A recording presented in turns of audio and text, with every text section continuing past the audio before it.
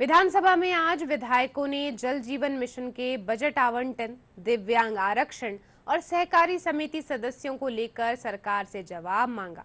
विधायक गणेश घोगरा के जल जीवन मिशन को लेकर पूछे गए सवाल के जवाब में जन स्वास्थ्य अभियांत्रिकी मंत्री कन्हैयालाल चौधरी ने कहा कि जल जीवन मिशन के तहत क्षेत्र की जरूरत के अनुसार बजट आवंटित कार्य करवाए जा रहे हैं।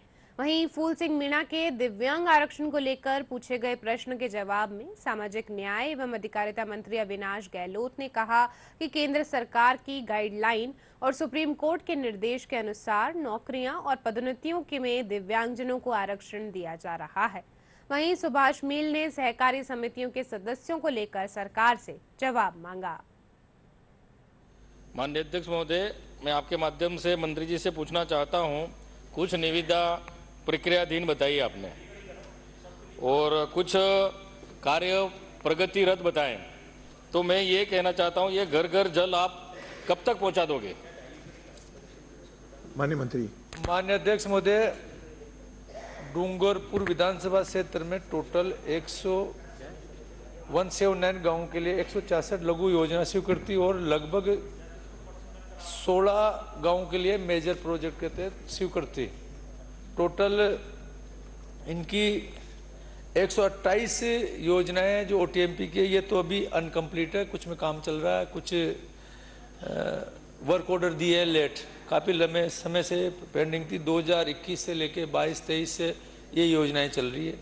किसी में 50% काम पूरा हुआ था, किसी में 30% काम हुआ था और मेजर प्रोजेक्ट के इनमें लगभग 19 गांवों के अंदर ही अब तक इनके काम कंप्लीट हो पाए, टोटल 179 में से। माननीय अध्यक्ष महोदय, राजस्थान राज्य में राजस्थान दिव्यांगजन अधिकार संशोधन नियम 2021 दिनांक 21/10/2021 से दिव्यांगजनों को पदोन्नति में आरक्षण का लाभ दिया गया है। प्रति परिशिष्ट अ पर संलग्न है।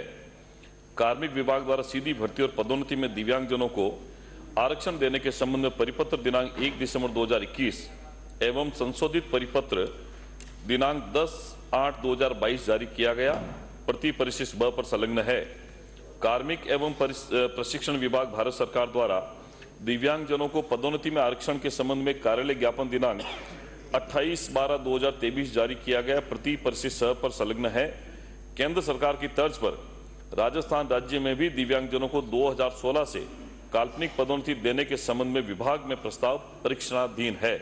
मैं मंत्री महोदय से पूछना चाहता हूं कि पूरे राजस्थान में जन आधार पोर्टल पर दिव्यांग कर्मचारी अधिकारी कितने थे और आज कितने हैं? 16 में कितने थे और आज की तारीख में कितने हैं? राजस्थान में भी पूरे देश भर में दिव्यांगों को 4% आरक्षण दिया गया। उसके बाद में पदोन्नति में भी 4% आरक्षण का प्रावधान किया गया। उन्होंने नोस्टल के आधार पर उन्होंने कहा कि मैं आरक्षण का लाभ दिया जाना चाहिए।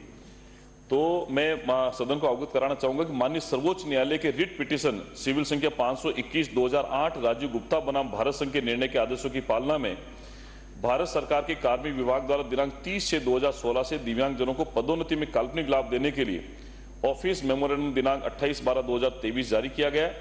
अतः राज्य सरकार भी दिव्यांगजनों को दिनांक 30/6/2016 से काल्पनिक पदोन्नति का लाभ देने के लिए जो प्रकरण है वो प्रक्रियाधीन है। साथ ही वित्त विभाग के निर्देशानुसार दिव्यांगजनों को 30/6/2016 से पदोन्नति का काल्पनिक लाभ दिए जाने से उत्पन्न होने वाले वित्तीय भार की गणना करने हेतु समस्त विभागों को पत्र प्रेषित कर वित्तीय भार की सूचना संकलित करने की प्रक्रियाधीन है। जैसे ही प्रक्रिया पूरी होगी उसके बाद में नौसल आधार पर राजस्थान में भी नीतिगत निर्णय लेकर सुप्रीम कोर्ट के आदेश को मानते हुए पदोन्नति में भी दिव्यांगजनों को 4% जो आरक्षण है उसका लाभ दिए जाने के पर सहकारी समितियों में जो भी कोई सदस्य बनना चाहता है, ये प्रक्रिया पक्षपातपूर्ण ज़्यादातर देखने को मिलता है, पक्षपातपूर्ण होती है और जो संचालक मंडल होता है उसका अध्यक्ष होता है, एक अपने जो विपक्षी व्यक्ति को उसमें बनाना नहीं चाहते। मैं आपके माध्यम से मंत्री महोदय से पूछना चाहता हूं कि क्या सरकार कोई ऐसा तंत्र या सिस्टम विकसित कर रही है जिसके द्वारा कोई भी योग्य व्यक्ति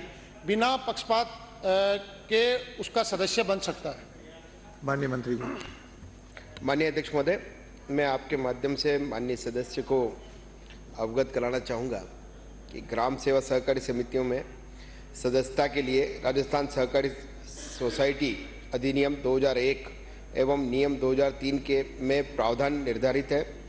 जो व्यक्तिगत सदस्यता की पात्रता रखता है उसे निर्धारित प्रपत्र में आवेदन समिति को जो करना होता है, साथ ही निर्धारित हिस्सा राशि भी जमा करवानी पड़ती है। जो समितियां कार्यक्षेत्र में सदस्यता के पात्र लोगों को सदस्यता देने से मना करती है, ऐसे प्रकरणों को रजिस्ट्रार के समक्ष अपील करने का प्रावधान है और रजिस्ट्रार संबंधित पक्षों को सुनकर के उस पर निर्णय करता है।